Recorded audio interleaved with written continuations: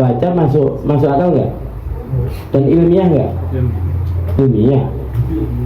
Ahli gizi ngomong nggak boleh ada ini. Ahli pertanian ini harus disemprot racun.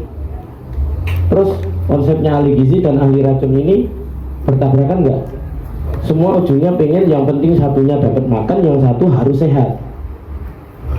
Makanya di Al-Quran itu ngomongnya makanan yang baik. Baik itu nggak mungkin ada racun, bukan makanan sehat. Sehat itu predikat saja. Tapi kalau makanan baik, sehat kan terserah ya. Orang itu murah, kurma tok sehat aku ngono kan. Pasal kronis sih. Mumet mumet tok diobati enggak apa-apa mumet. Sing lain wis panik nih. Nah, sehat itu ada predikat karena persepsi. Nah, sama tafsir itu ya persepsi sudut pandang tergantung. Nah, tapi kalau baik semua orang pasti mengakui. Tapi nek disemprot racun terus pengen sehat mungkin nggak? Berarti kan nggak baik ya. Nah, ya ini tidak ada korelasinya. Lebih masuk akal mana kira-kira? Terus lebih ilmiah mana kira-kira? Gitu ya? Ya. Kalau ada yang dari IPB, mohon maaf dikoreksi. Karena IPB mau tidak mau yang paling kontroversi terhadap saya. Serius, beberapa guru besarnya nggak pro, tapi nggak pernah ketemu saya. Terima kasih Bu Mimin. Pasti jenengan jadi gila sendiri di situ dan dikucilkan oleh ahli-ahli yang lain, terutama agronomi dan ilmu tanah. Tapi ahli tanah tidak pernah berbicara. Ya, tapi ahli tanah tidak pernah berani untuk melarang herbisida karena besarnya putaran finansialnya mungkin ya. Nggak apa-apa. Tapi ini demi kemaslahatan Pak. Gara-gara itu semua bertani jadi sulit. Biyen pokok nandur mesti panen. Iya. Saya kira nandur kok orang enek dipupuk ya mungkin panen. Iyalah, gimana nggak dipupuk nggak panen? Wong pekerjanya dibunuh semua. Pekerjanya apa? Mikroba. Airnya dihilangkan, rumputnya dimusnahkan, mikrobanya dimatikan. Terus ngomong alami. Nah, 90% lahan pertanian kita itu tidak alami. Itu sawah palsu meskipun di tanah. Makanya perlu ditambah mikroba kayak di Eropa sana, di Jepang, di Timur Tengah. Dan ternyata lebih makmur petani yang di sana ketimbang kita. Tambah parah lagi kan? Kenapa? Ternyata ilmu itu tidak sinkron diterapkan di geografi kita. Kiblat pertaniannya harusnya kita. Nggak percaya, di Borobudur ada sejak dulu tentang pertanian. Penggilingan, pelenan, semua ada. Pakai batu lah. Jepang sekarang kalau ngilis pakai batu nggak boleh pakai logam. Berarti Jepang itu meniru Borobudur lagi nggak? Ngomong Borobudur ini barusan. Belum arsip naskah ilmiah kita yang dibawa ke Leiden. Berapa banyak? Oh, banyak banget, 23.000 arsip kita dibawa ke sana. Kenapa? Nek di kita itu nggak dijaga Pak. Paling ditumpuk kebakar pangan rayap gitu kan. Ya wis dipindah ke sana dulu. Kenapa? Indeks baca kita rendah. Kita nggak hobi baca. Kenapa nggak hobi baca? Wong ketok moto dadak diwaca gitu loh Pak. Suket ketok wis rasa diwaca ono gitu. Menembak kita ngajari obat nyantar nyandung. Kabeh sing dipangan kewane ra mati diracun. Sing ora dipangan kewan ra dicethaki aja dijajal. Nek arep jajal karo kewan, ternak. Nek ditoloh nek pite-pite ra mati, mangane semakin semangat makan berarti bisa disimpulkan jamu. Nek dimakankan ayam-ayamnya mati berarti racun, gitu dong. Sederhana nggak? Ilmu pamungkas sudah diturunkan sehingga orang kita nggak bocor, ilmunya jadi niteni. Nenek alas pokok belajar kalau ketek. Kalau yang dimakan monyetnya aman. Kalau nggak ada yang bekas dimakan monyet, sebagus apapun jangan, gitu nggak? Kesimpulannya sederhana, tapi ini bagus. Ini direndam itu sudah jadi pupuk. Saya larang petani saya buat pupuk pakai air cucian beras. buat pupuk pakai air leri. Padahal air leri itu selama ini dijadikan isolat dan macam-macam untuk mengembangbiakan mikroba, gitu toh? Pak, saya tidak pernah menemukan hamparan padi dalam 1 hektar saja itu yang totalitas bersih dari fungi atau jamur. Pasti ada kena jamur, ya enggak? Yang 1000 meter itu ada pasti kena jamur. Waktu dipanen pakai kombain, dibuat segala macam, spora itu kan debu. Mungkin nggak debunya ikut ke gabah? Mungkin nggak waktu diseleb jadi beras ikut ke beras? Ini hanya 0,00 sekian kemungkinan.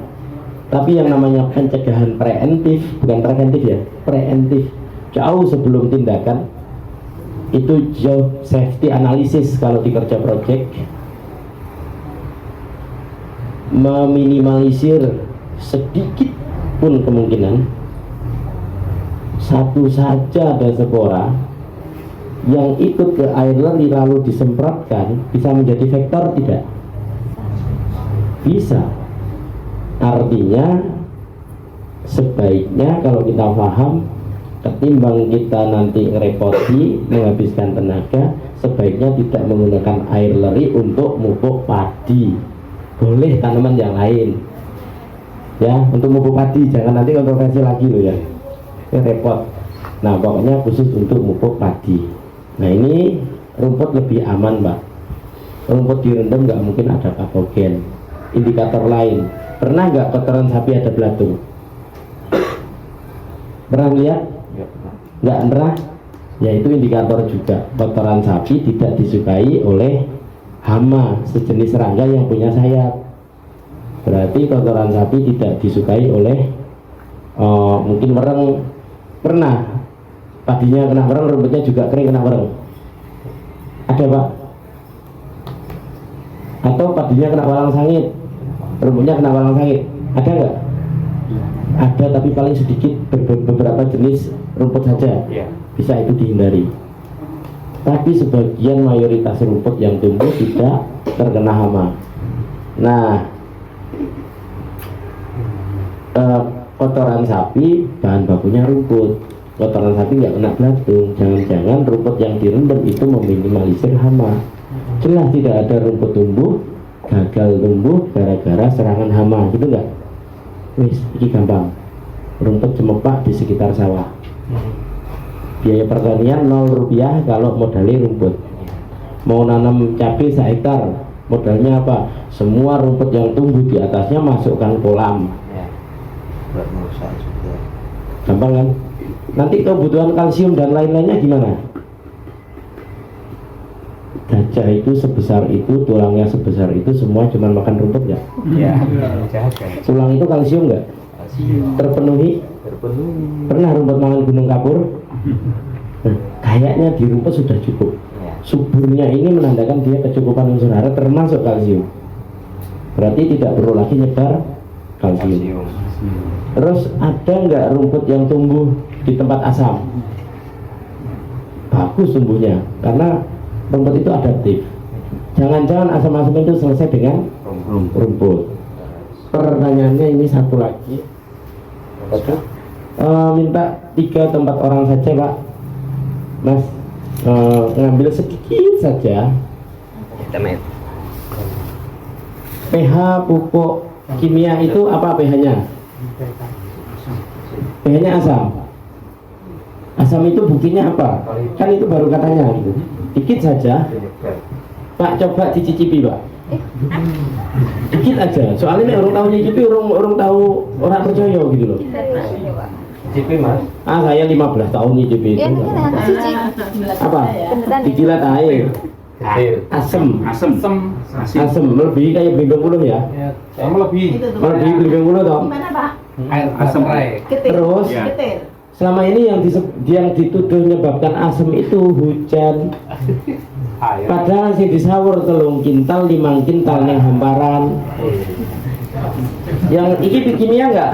Kimia. Sini Pak, sini. Ini kimia. Kimia itu berdasarkan konsentrasi. Ya. Kalau ini asam, biar tidak asam, konsentrasinya diperkecil gitu enggak? Wis hawai nyemek-nyemek nyebari 5 kintal. Jadi ini apa?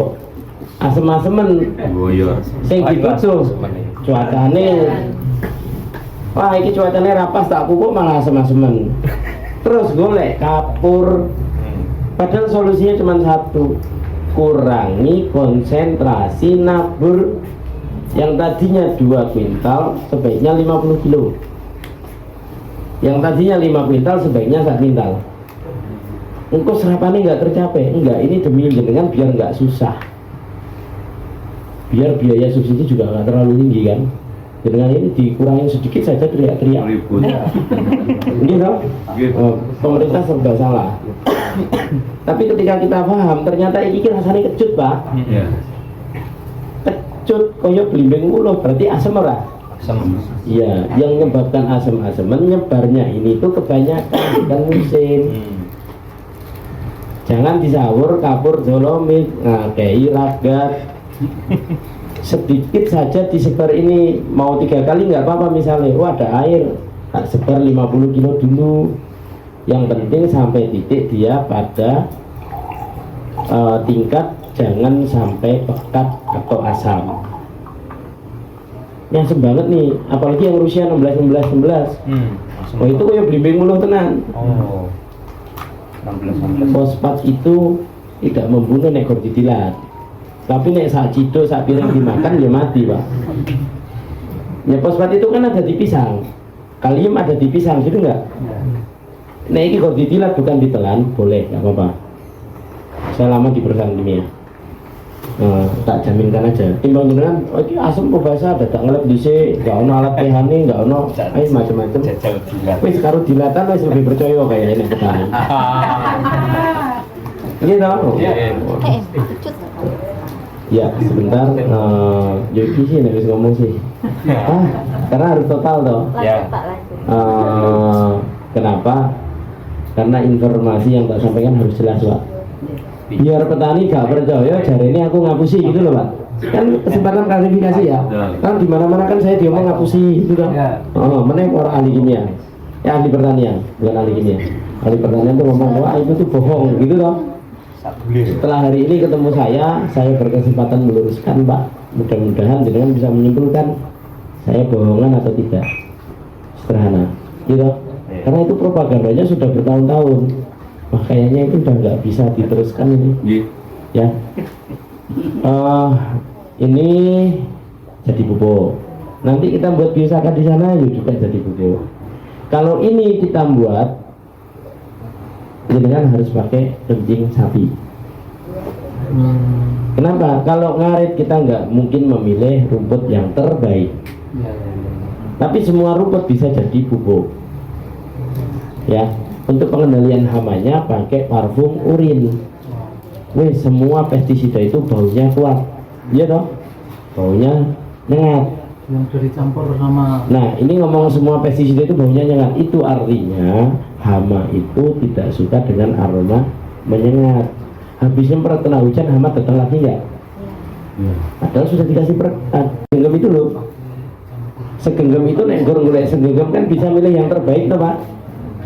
Jangan ada yang bekas digigit hama. Kenapa? Gigitan hama itu mengeluarkan bahan kimia. Bahan kimia itu sama kayak yang dimiliki semut.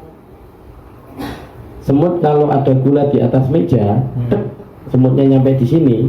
Semut yang ini perlu turun nggak? Enggak.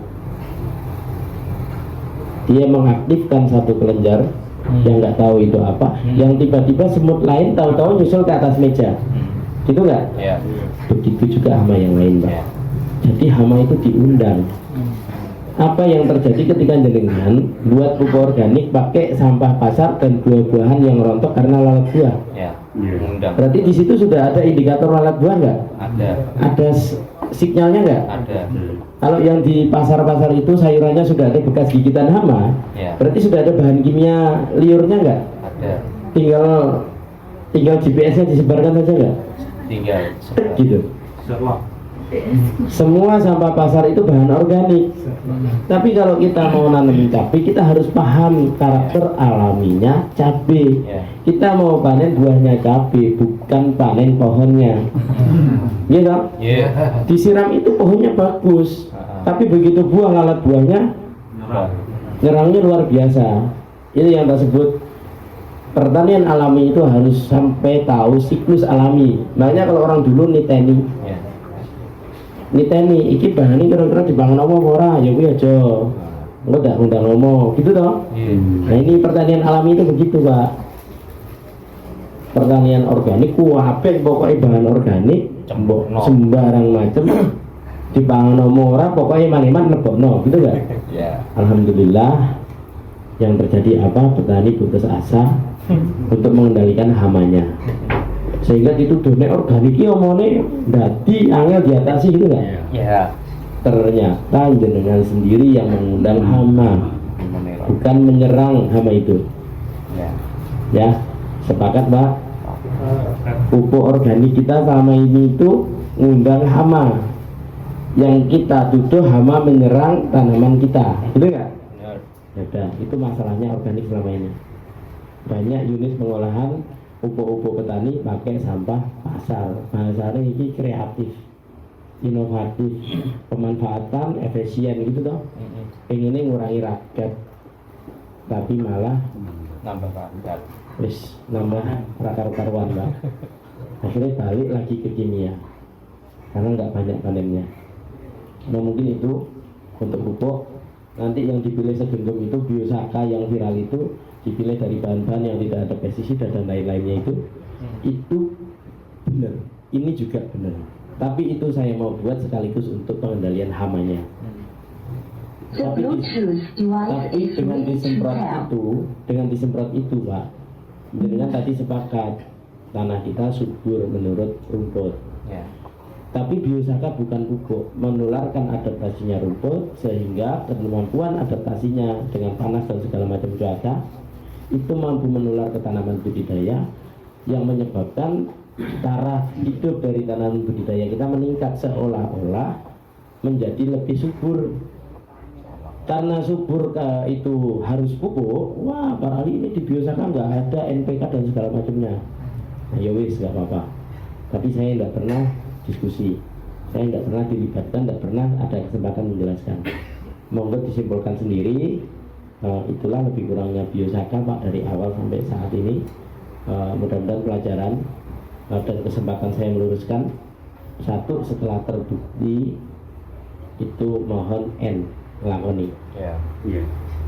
Lakoni, sebarkan dengan saling getok tulang. Kenapa nggak tak jual wong bahannya rumput?